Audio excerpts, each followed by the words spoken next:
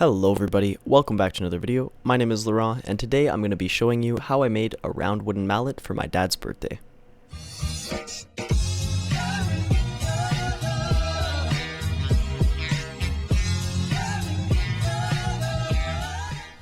So my dad has this really nice set of chisels that he's been letting me borrow for another project, and as beautiful as they are, the mallet we have is pretty old, and for some reason it's covered in candle wax, so it's not the most pleasant mallet to use, especially when it leaves little flakes of wax all over your workpiece. So as a way to say thank you for letting me use his tools all the time, and as a birthday gift, I'm making him a better mallet. For the head of the mallet, I used some white oak, which had some really nice flecking in it, and it's a really hard wood, so it will work well for a mallet. I cut this down to 4 rectangles roughly the same width and length as the head of our existing mallet, and set these aside. For the handle, I used a scrap piece of walnut and cut the width down to the same size as 2 of my rectangles, then cut some pieces that would be the rough length of the entire mallet.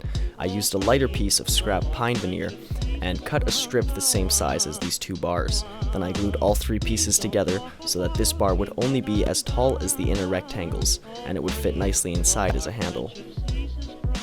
Next, I made some markings on my inner 2 head pieces to mark where my handle would go, and cut it out on the bandsaw. This was a little tricky because it's a fairly hard wood, but I was eventually able to get it. From here, I can grab all of my pieces and glue it together with a lot of glue and a lot of clamps.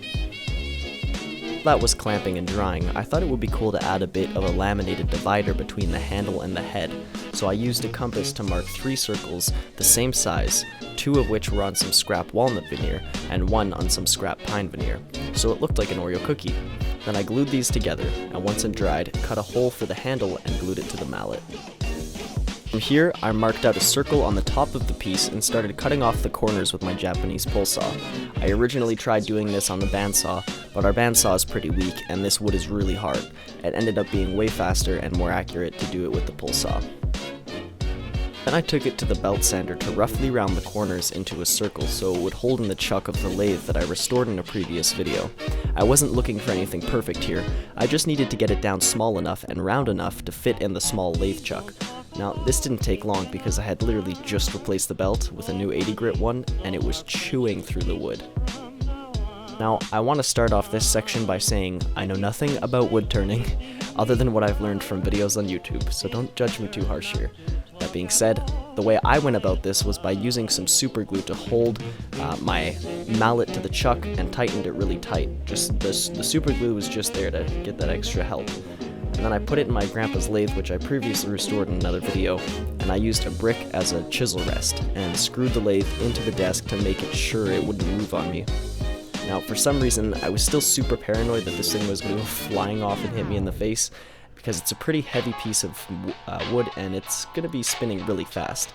And it wasn't really being held on by much, so I wore a face mask and a few layers of extra clothing, just in case anything went flying in my direction. I'm glad I did, because not 3 seconds after touching a chisel to the piece, it went flying off. Now, originally this was going to be my first wood turning project, but I'm gonna be honest, I was already a little scared to use the lathe before this happened, and this kinda just threw me off, so I decided to hold off on the lathe until I could learn a bit more about how to use it properly. I took the piece back to the belt sander, which worked well enough, but definitely wasn't as accurate as a lathe could have been, and I ran into some issues doing the handle. Remember how I said I'd just put a new belt on?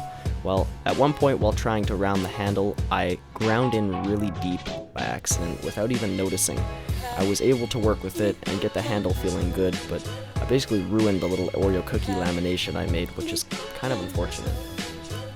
It still looked pretty nice though, so instead of starting over, I gave it a nice natural stain, because I know my dad likes natural stains, and I hit it with some finishing wax. Despite my numerous mistakes on this project, I'm still really happy with how it turned out. I can be pretty hard on myself while working on these projects, which isn't always a bad thing. You learn a lot that way, but I think it's really important to take some time to think about the things you did well on a project, or at least the things you liked about it. That being said, you guys, I want to thank you for checking out the video. If you have any feedback, definitely hit up the comment section. That being said, have a good one. Bye-bye.